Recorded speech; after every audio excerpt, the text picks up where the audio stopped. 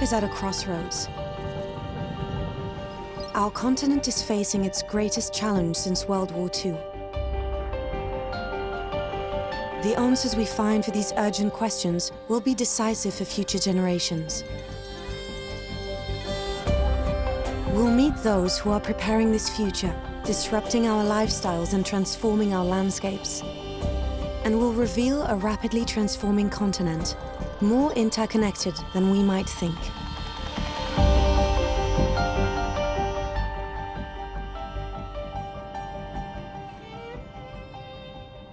The pandemic meant we were able to reassess the vital need we have for nature.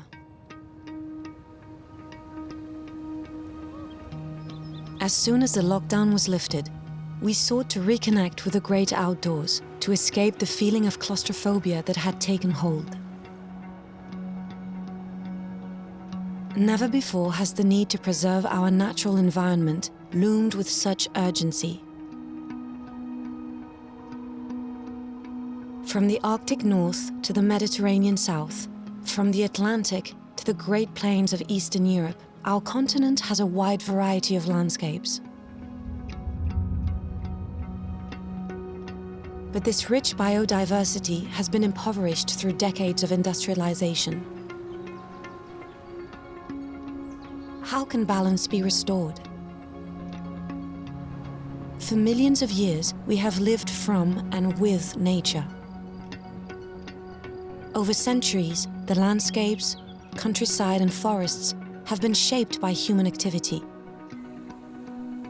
How can we find a more harmonious way to live with the natural world around us?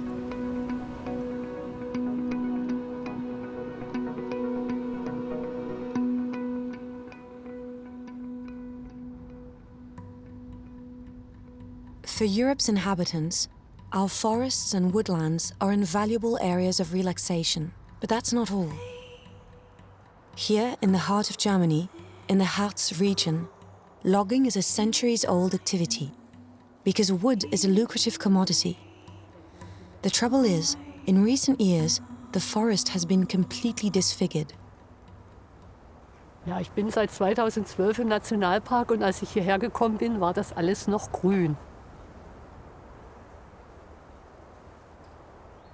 Und es ist schon, ja, das geht schon irgendwie rein, wie schnell das geht und wie kompromisslos die Natur handelt. Also das ist schon, ja, kann man schwer mit umgehen. Experienced forest ranger Sabine Bauling has witnessed the catastrophic changes in the Harz forests firsthand. Ja, da kommen zwei Faktoren zusammen. Einmal die aus der Waldgeschichte heraus resultierenden Fichtenreihenbestände und on top kommt eben jetzt diese Klimaveränderungen.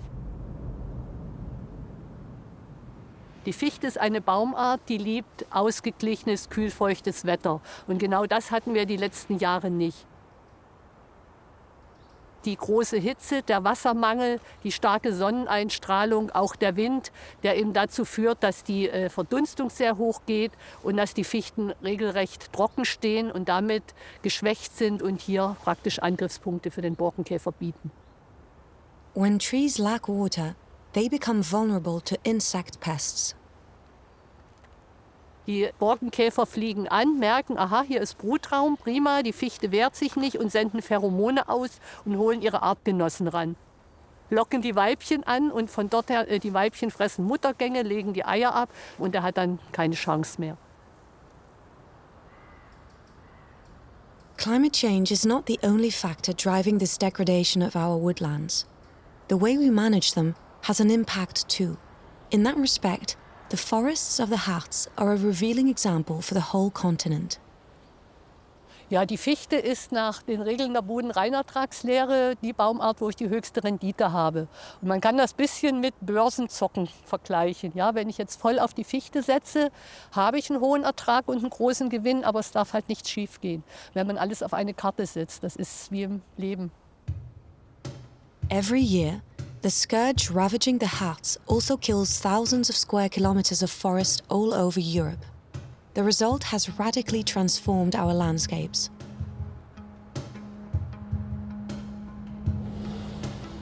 At first glance, you might think there is nothing to worry about. Continental Europe today has many more forests than it had in the 17th century. After hundreds of years of clearing, Europeans began to reforest their countryside, especially with spruce, a species that grows quickly and is very lucrative.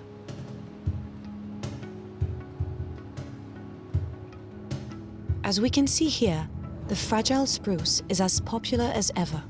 It remains one of the most traded timber commodities in Europe.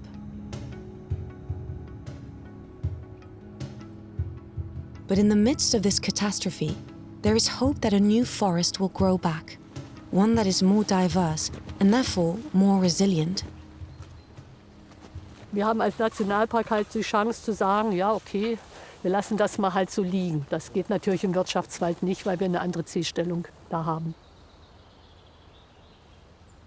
Solche Flächen wirken natürlich erstmal erschreckend. Man denkt, hier ist nichts, aber im Grunde genommen wächst hier so im Verborgenen der neue Wald heran. Und ich glaube, in 2, 3 Jahren, dann gucken die raus und da ist schon echt was zu sehen. Und hier entsteht ein ganz anderer Wald, als wir ihn denn vorher hier gekannt haben. Nicht gleich dick, gleich alt, sehr strukturreich. Und so ein Wald ist natürlich dann auch resilienter gegen Klimaeinflüsse. The National Park foresters are leading the way. Let the dry trees wither and the young shoots grow. Trust the forest and its ability to regenerate itself and allow it to be reborn, more diverse and stronger.